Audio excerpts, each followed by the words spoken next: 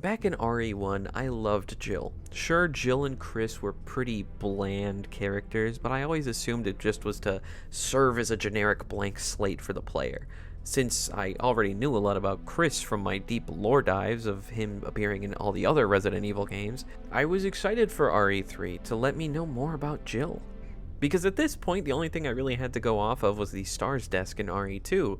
Same thing kind of applies with some of the other members. Jill has a dog she loves enough to frame, and Chris has his sister's jacket from the original game hanging on the wall. And if you look inside Wesker's desk, he has a picture of Rebecca in a cheerleader outfit. My expectations for this game were high, since this was the second modern remake. I was expecting them to have improved on the things that they did in RE2, as well as expanding my understanding of what everyone was going through in Raccoon City, since rather than, taking place on the 30th of September, this game starts on September 27th and ends on October 1st. This game takes place over the course of all of those days.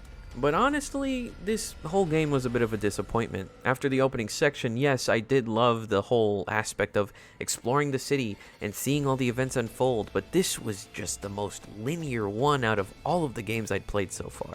The second I was given freedom to explore, I do what I usually do in these types of games, and I just avoid the main mission objective, and I just explore a little bit and try to get everything I can. I didn't want to trigger any events that would make it difficult later, and I was right, because after following the laid out path, Nemesis, the main zombie chasing Jill in this game, would come out of nowhere, and like the Winter Soldier, he'd just do it again and again and again.